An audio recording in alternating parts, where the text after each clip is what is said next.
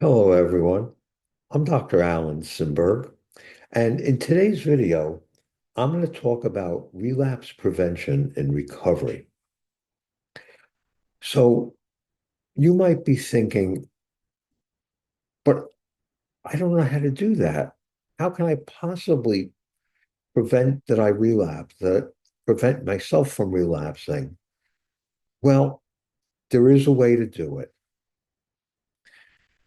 As you may have experienced when you were either drinking alcohol, using drugs, or perhaps engaging in certain behaviors like gambling. In a certain sense, there was no rhyme or reason to your daily activities. You kind of just did whatever you did, and perhaps a lot of your day was in one way or another centered around drinking alcohol, using drugs, or maybe gambling. So in order to prevent relapse, you need to have a plan. And I'm going to guess that many of you are probably familiar with the idea of a relapse prevention plan. And to put it simply, a relapse prevention plan is a structure that involves self discipline that you use on a daily basis. In the beginning, it might not seem natural, it might seem uncomfortable. You might feel that you're being too controlling or too nitpicky, maybe, but it's so important to have a plan. I'll give you a simple example. For any of you that live in Texas or any area where you have maybe some very disturbing weather patterns, so could be hurricanes, could be tornadoes. So often before those seasons arrive, we get these prompts on the internet. We need a plan. We need to have a plan in case this happens. Well, it's the same thing about relapse.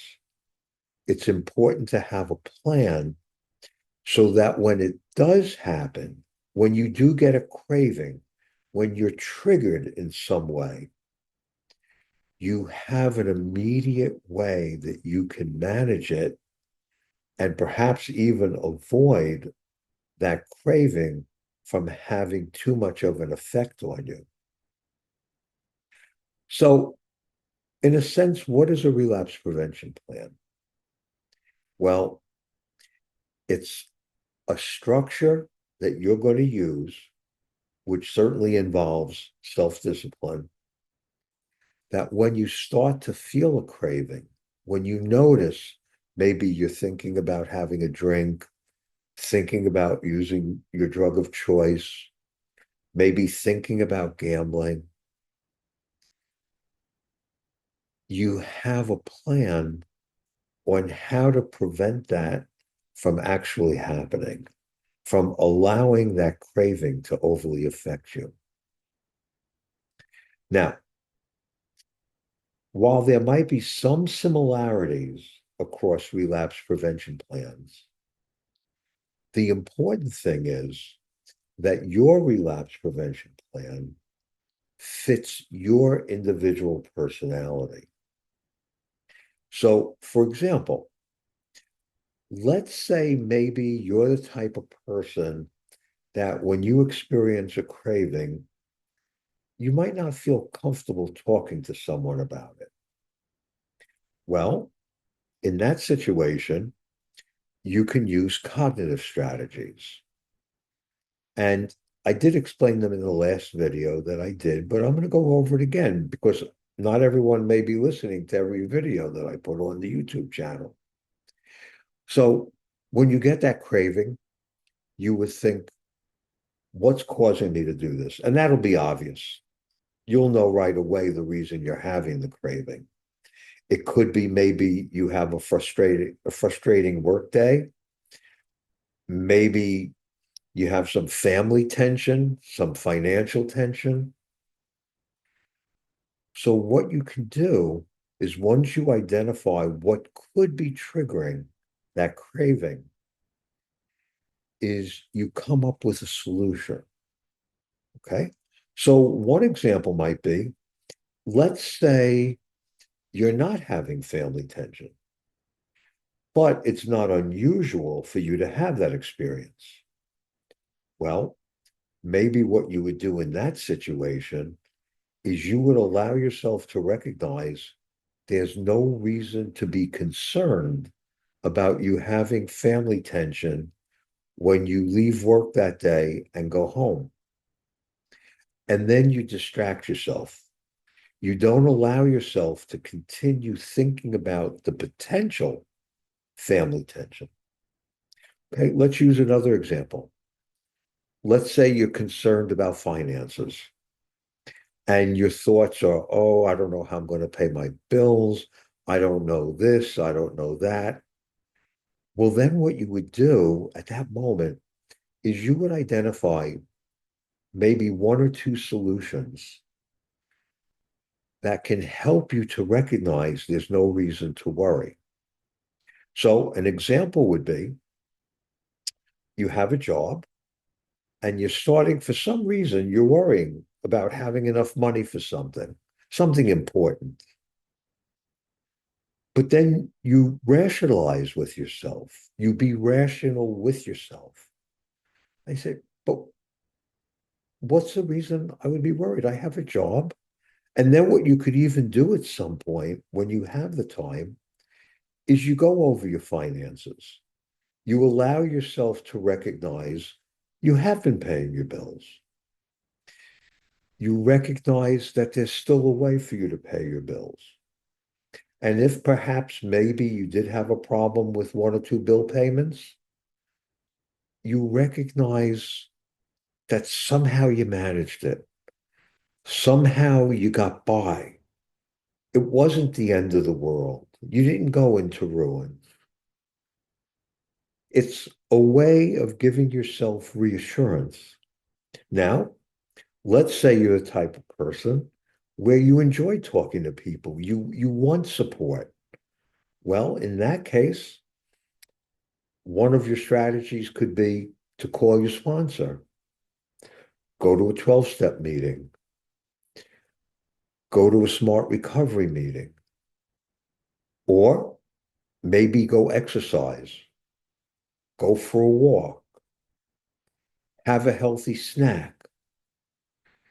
See, really what I'm talking about here is not only being as objective as you can about the potential to relapse, but also to have a strategy that helps you to manage that craving so you don't relapse.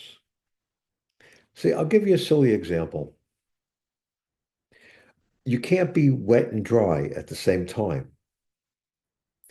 There can't be, in a sense, light and dark at the same time. So when you're experiencing a craving, that usually is strongly connected to emotion. That's one of the components of relapse. Emotion. Oh, I'm so angry. I'm so frustrated. I'm so stressed, whatever. And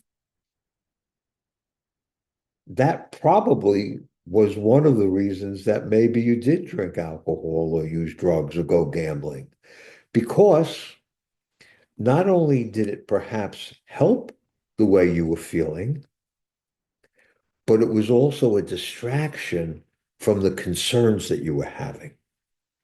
So, what I'm talking about is identifying and using distractions that will be helpful and that are healthy and that are calming. That's the essence of a relapse prevention plan. Because when you do that, it prevents the emotion that you're feeling along with the craving from contributing to you giving in to that craving. And something that I do say in each of my videos, it's so important. Don't give up. Don't ever give up. Let's say you do relapse. Let's say it's a lapse. It's just a very short term behavior. Don't allow yourself to think something like, what the heck? I started already. Might as well just keep continuing. Or to get down on yourself. Oh, I can't believe I did that. Because then that will contribute to you wanting to do those behaviors so that you don't feel so bad. If you're enjoying listening to this video or any of my other videos, I would appreciate it if you would like it down below and subscribe so you could know when my other videos are going to be available. In my next video, I'm going to be talking about how to rebuild trust in self.